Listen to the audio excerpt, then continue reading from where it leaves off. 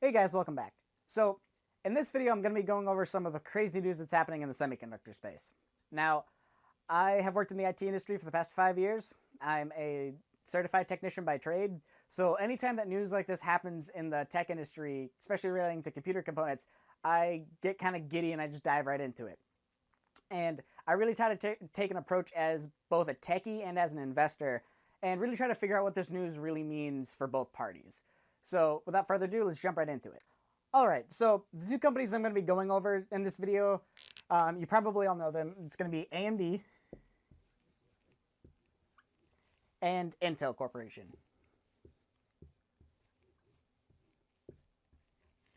So, for those of you who don't know, these two companies are pretty much the dominant players in the CPU market. They've both been around for many years, but Intel has had a sheer dominance in the sector. Intel is generally referred to on the techie side as the king of CPUs. It has between an 84 and an 86% market share, and pretty much everybody, as an enthusiast, as a company, and as an individual user, runs Intel. So, over the past few years, Intel has been known to have an outstanding products. Now, they will release specs, and when people actually get a hand on the product and they test them out with their own, they test out their own programs, and they run their own benchmarks, and they actually outperform what Intel says, or they just match it right on par, which is really reassuring. If you're dropping a few $1,000s on a CPU, especially for a company, you really want to know that you're getting what you pay for. Now, AMD, on the other hand, has had kind of a history of being overhyped, in a sense. For the majority of the time, whenever they tease a product, they'll release outrageous speeds, and everybody will think that it will destroy everything on Intel, and they think that it'll just dominate the sector. And then once people actually get their hands on it and they start to run it with their own software, they actually find that they can't even get the performance that AMD was advertising unless it's in a very ideal setting. So a lot of PC enthusiasts and corporations stick with Intel because it's more of a safe bet for that quality, and it's something you can really get behind, and you don't really have to worry about what's to come because everything's just going to integrate very nicely. All right, so you guys might be asking yourself, well, if Intel is the king of CPUs, what's going on with their stock right now? It's dropping like a rock. So it was found out a few weeks ago that Intel has a serious security issue with their newest line of processors. Now, for the quick tech to normal person breakdown, there is this thing called a kernel, which sits in between the CPU and the iOS of whatever computer you're using. So like for most people, Windows. Now, if you have access to this kernel, you have access to all the information that gets passed between the CPU and the iOS. So meaning if I'm a hacker and I exploit this backdoor, I now have access to all of your passwords, your IP address, all of your sensitive data. I can now just kind of pull out of your system, and there's nothing you can do about it.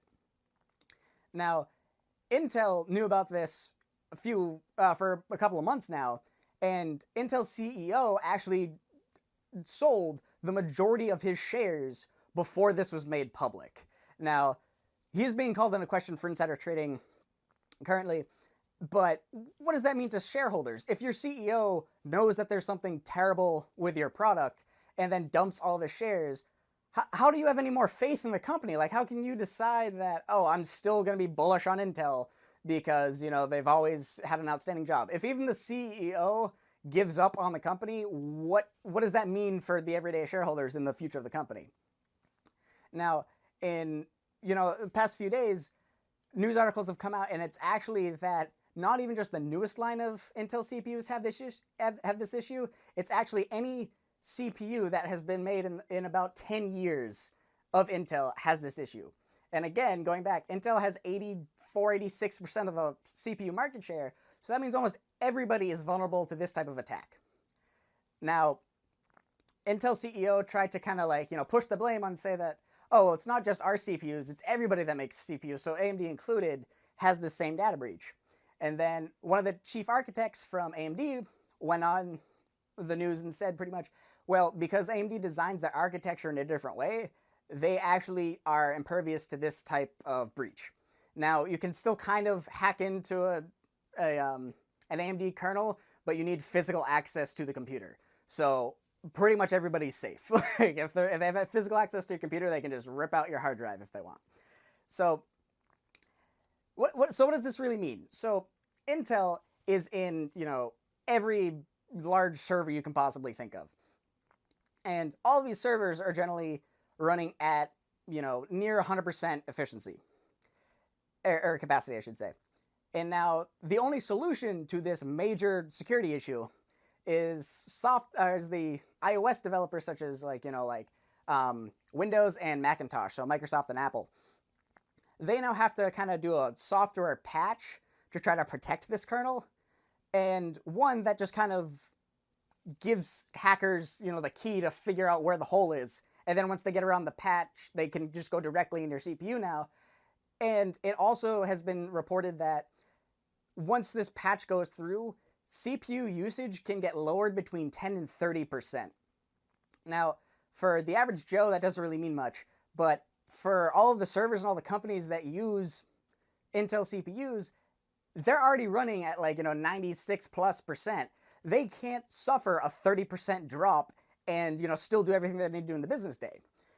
And so I believe a lot of big corporations are going to have to do some serious thought with, are we going to take this loss? Are we going to have an exposed security issue that in the future will probably be re-exposed, because once hackers figure out how to get through each update, they can just continuously do that, because each update will kind of give a key and where the hole is, and hackers will be able to just push through, and then all of their servers are now exposed. So they can either deal with that, or they can just take the loss and switch to a different CPU architecture for all of their systems, and then just kind of never go back to Intel to keep their information safe. And the biggest player in the other than Intel in this space is AMD. So AMD just recently came out with their Threadripper, their 1950X for server-based, which is their highest grade, and then the 1800X for their consumer enthusiast grade. Both of these chips, mind you, are half the price of the Intel counterparts, and for the first time, at least as far as I've been following computers, AMD didn't lie about their spec sheet. Or I shouldn't say they didn't lie, they didn't hype up their spec sheet. The processors are actually as good as the rumors were.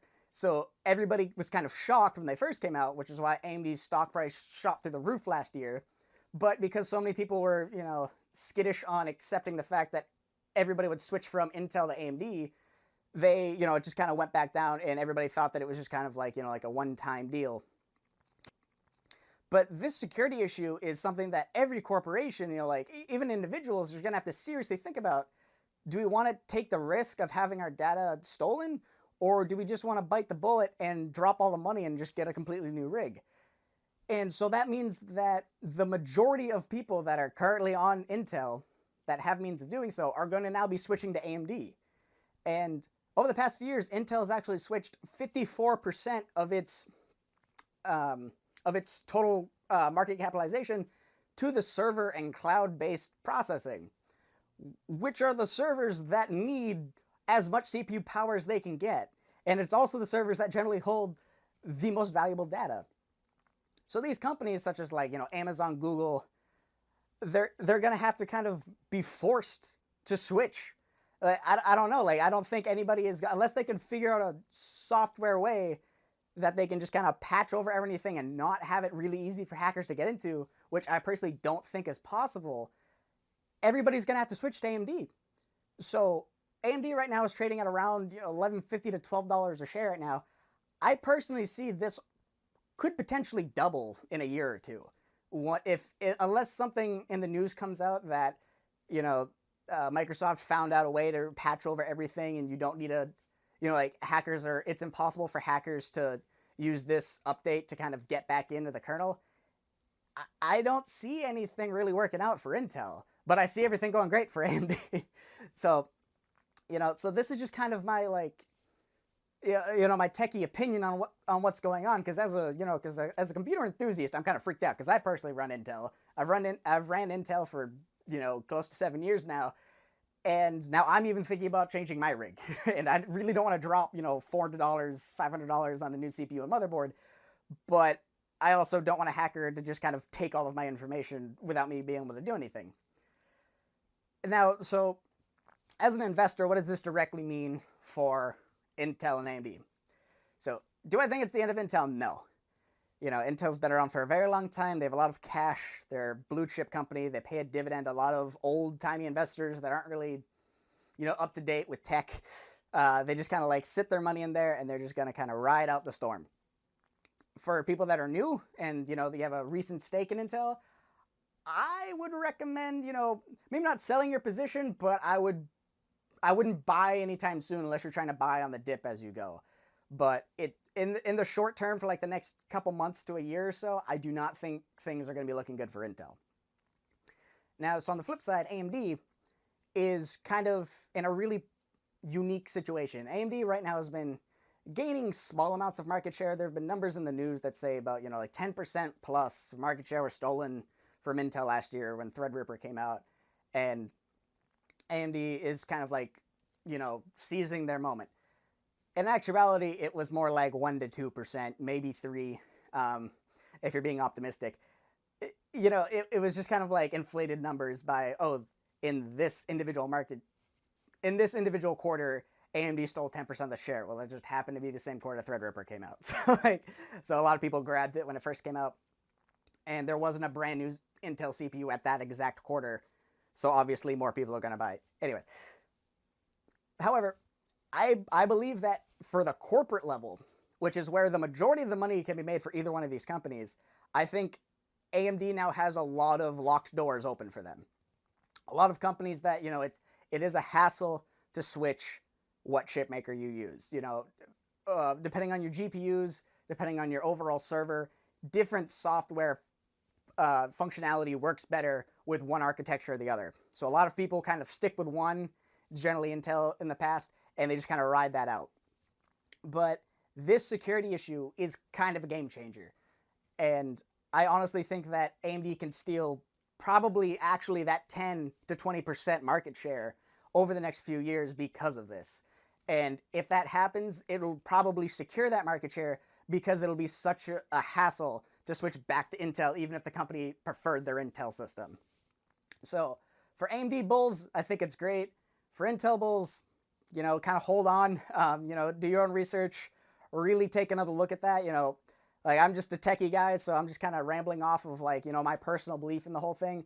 But as an overall investment, Intel could still be fine. But in the short run, I don't think it's going to look that great. So that's kind of my take on things. Let me know what you guys think in the comments. You know, are you a fan of Intel? Are you a fan of AMD? Do you think the whole semiconductor industry is just overpriced right now, which is fair? You know, let me know. And if you guys have any of the stocks you want me to go over, any of the big news stories you want me to cover, just let me know. All right, see you guys. Oh, and I almost forgot, guys. Please don't take my word as law. Like I am not a financial advisor. Granted, I am a student. I'm a college student currently studying finance, information systems, and psychology. But I have no license. I'm not licensed to give out financial advice. This is just my opinion. I'm, you know, preaching it to YouTube, hoping that, you know, other people can start doing their research because I think that this is a big issue. But again, you know, do your own research. Just kind of take everything that I say as an opinion. All right.